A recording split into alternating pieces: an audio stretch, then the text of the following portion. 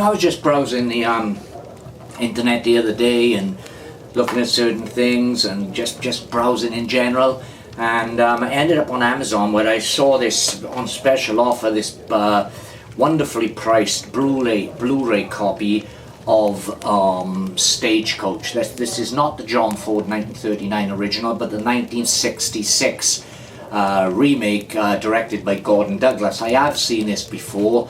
I think I've seen it on TV a couple of times over the years, but I've wanted to incorporate more Western reviews and discussions about Westerns into my channel because I've got a lifelong love of the genre. It is my favourite genre, and I mean, after all, I started out my writing career writing Western novels, and I'll probably float in the cover of a few of these Westerns that I wrote into this video, so you can search them out because they're all still available. A couple of them just as ebook exclusive now that they've gone out of print, but they're still available as ebooks. Now, I thought with this review I'd sit down and I'd talk about Stagecoach, which I watched again the other night, the 1966 version that is. This Blu-ray print is wonderful. The picture has never looked so vibrant. And I thought I'd do a little bit of research on it because I was obviously aware of the fact that this was a remake of the 1939 original, an original which of course was directed by John Ford and starred John Wayne. It was John Wayne's breakout role, sort of, because after many years in B movie L, he suddenly was propelled into the limelight with Stagecoach. So I was aware of that. But I'd forgotten that there was actually a second remake of this, and that was a TV movie in 1986, which starred the country supergroup The Highwaymen. So that's Chris Christopherson, Johnny Cash, Waylon Jennings, and Willie Nelson.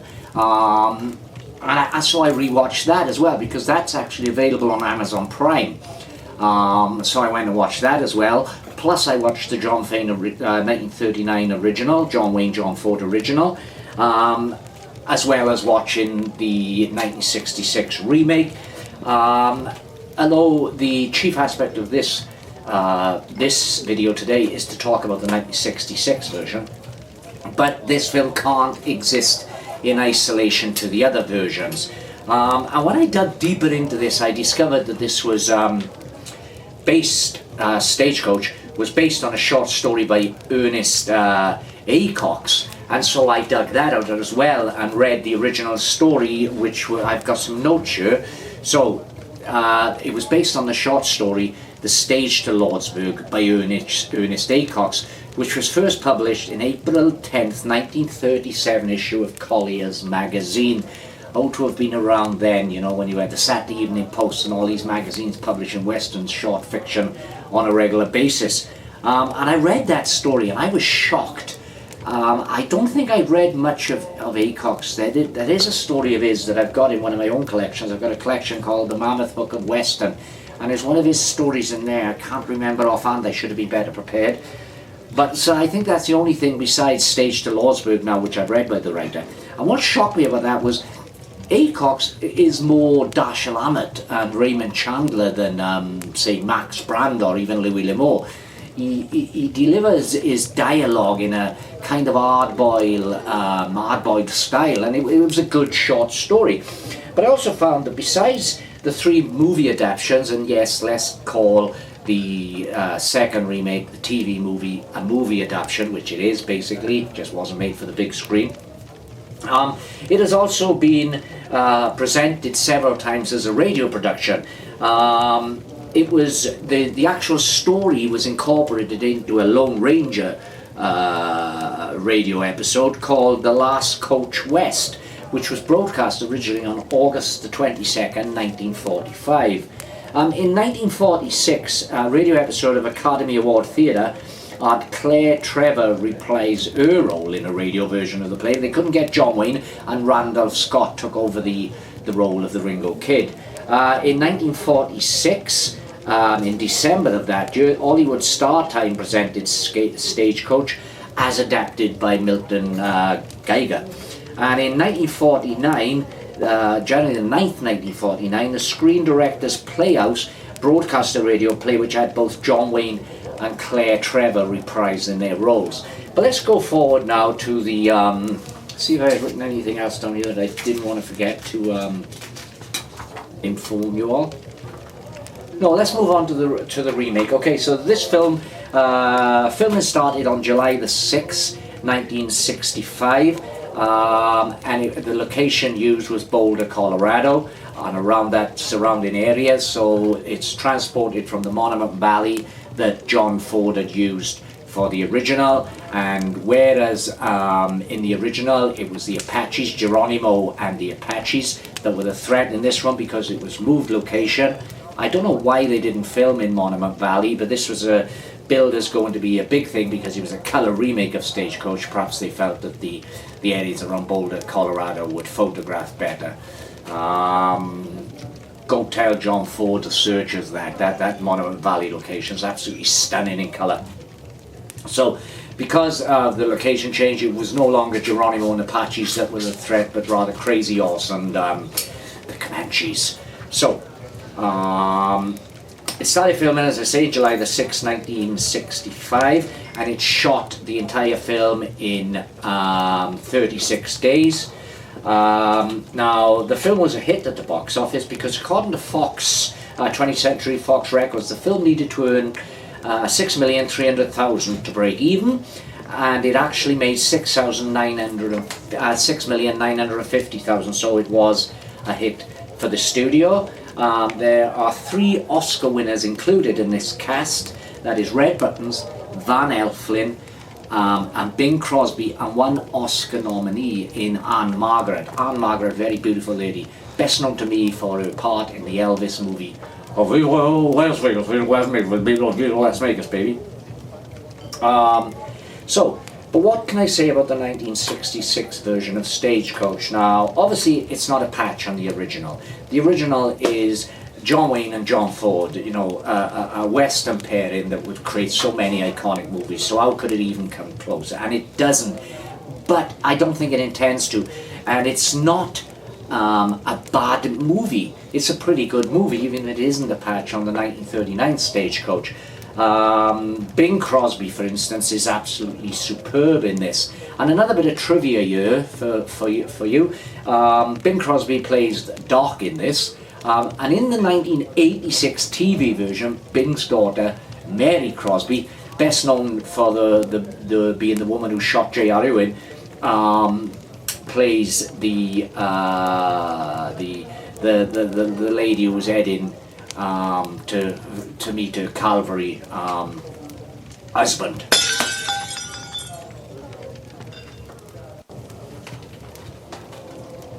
Now the cast list for this film is Anne Margaret, Red Buttons, Michael Connors, Alex Cord taking over the iconic role of the Ringo Kid, made famous by John Wayne in the original, Bing Crosby, Bob Cummins, Van Eflin, Slim Pickens, Stephanie Powers and Keenan Wynn. Van Eflin plays Curly in this version, the sheriff, and Van Eflin, of course, being a veteran of numerous westerns, he's quite excellent in this. But on to the actor who plays the Ringo Kid, and that is Alex Cord. Now, this film didn't catapult Alex Cord into superstardom the way the role did for John Wayne with the original Stagecoach, but Alex Cord does a pretty decent job of playing the Ringo Kid. He gives a more understated performance than Wayne does in the original, and it's interesting to compare the way that the character of Ringo Kid is introduced in this movie as opposed to the original. So let's take a little look at that. When John Ford heard that Gordon Douglas was going to remake his 1939 classic Stagecoach, he sent him a one-word telegram. That word was why. And it's interesting to look in contrast to the way the Ringo Kid, played by John Wayne in the original and Alex Cord in the remake, was introduced.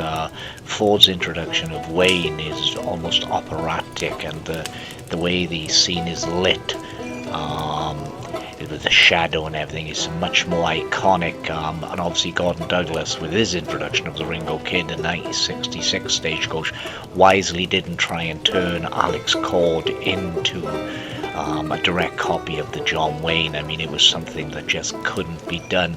But playing both intros side by side, they both work, although Gordon Douglas's direction is much more pedestrianized, straightforward than John Ford's use of shadows. It was also interesting that 1939 Stagecoach was the first time that John Ford shot a Western in Monument Valley.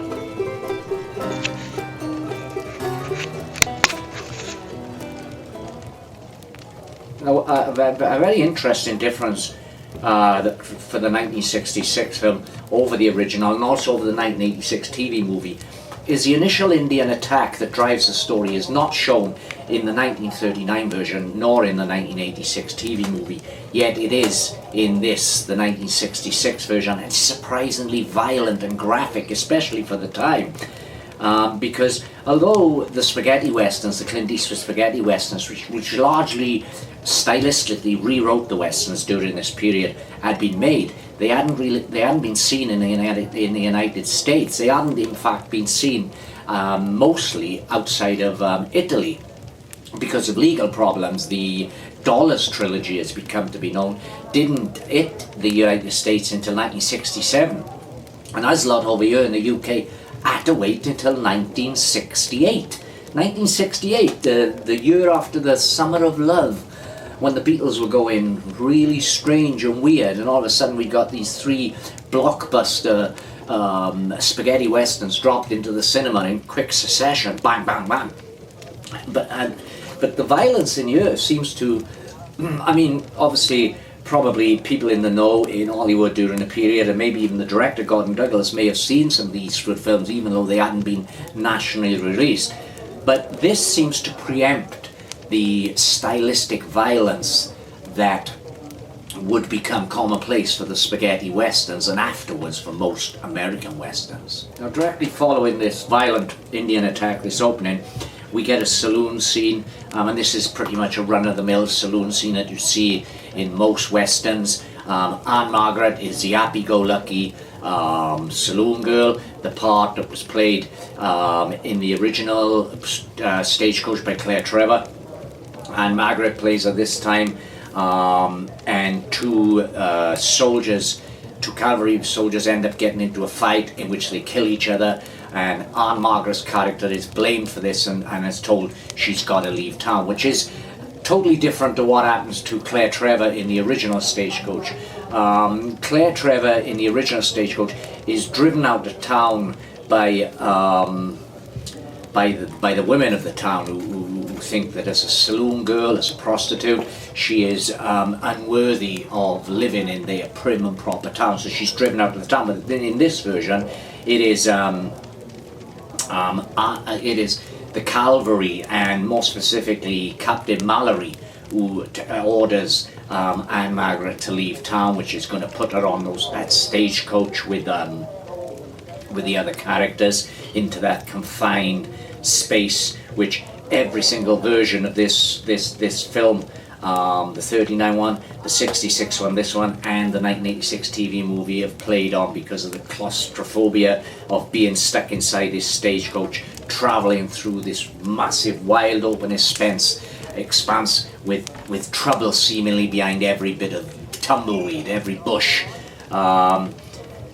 Now, Stephanie Powers in this plays the wife of Captain Mallory, who's heading out to meet up with her husband, and she is, of course, pregnant.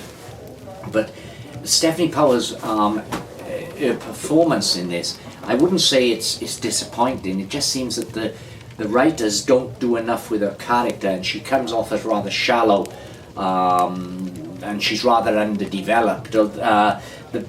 Definitely the best performance in this movie goes to Bing Crosby as the alcoholic doctor, the dentist. Brilliant performance, charming, comedic, and serious where it needs to be. Bing Crosby is excellent in this western. Another thing with this film that really cracks me up is the way it was advertised. This is the original cinema poster, and the tagline across the back. Now, in the original Stagecoach, the tagline said, "They were the 9 who fought Indians," and so forth. The 9 people on that stagecoach, including, of course, Curly, the sheriff who rode shotgun, and the driver. But this one claims these were the 10 who fought Indians, outlaws, and each other as they rode to greatness on the stagecoach to Cheyenne. And yet there isn't 10, there are 9 of them. They are including the character of Plummer, who the Ringo Kid's mission is to kill because of the death of his brother. They're including him among the main cast, and yet it was only the 9 of them on the stagecoach, the same as the original movies. You've got the dance hall hostess, as she's billed here, which, as I said, is Aunt Margaret. You've got the whiskey salesman, who Bing Crosby constantly refers to as the Reverend, much the same as in the original movie. You've got the card shark. Now, in the original movie, the card shark was played by John Carradine, and he was much more menace than the version in this. Now, the gambler character in here is played by a pre-Mannix Michael Connors. Bill here is Michael Connors, even though he usually went by, when he was Mannix, he went by Mike Connors. And he does a good job, but he's a bit too charming. And the 1939 version, the character of the gambler was played by John Carradine, one of the very underrated screen Dracula and all those classic Hollywood movies. And John Carradine exudes much more. He's just as charming on the surface as Bob Cummins, as Mike Connors rather. Bob Cummins is another character, as Mike Connors is gambler, but he exudes a lot more menace. He's a lot more sinister. Then we've got, of course, the Ringo Kid, played by Alex Cord. And you know, with what he's got to work with, he does a pretty decent job. I mean, he's got the leather, he's got the jawline, he's got the looks. He's just ain't no duke. We've got the alcoholic doctor, of course, Bing Crosby, who, to my opinion, is the finest thing in this movie. Then we've got the embezzler, played by Bob Cummins. We've also got the marshal, of course, Van Eflin. Van Eflin is absolutely superb in here. And we've got the stage driver, played by the always excellent Slim Pickens. And he eats up every scene he's in. He swallows the entire scene. He becomes bigger. His performance is bigger than the Colorado locations in which the movie is shot. Then we've got Stephanie Powers, billed here as the expectant mother. As I say, her part in this movie is very much underdeveloped.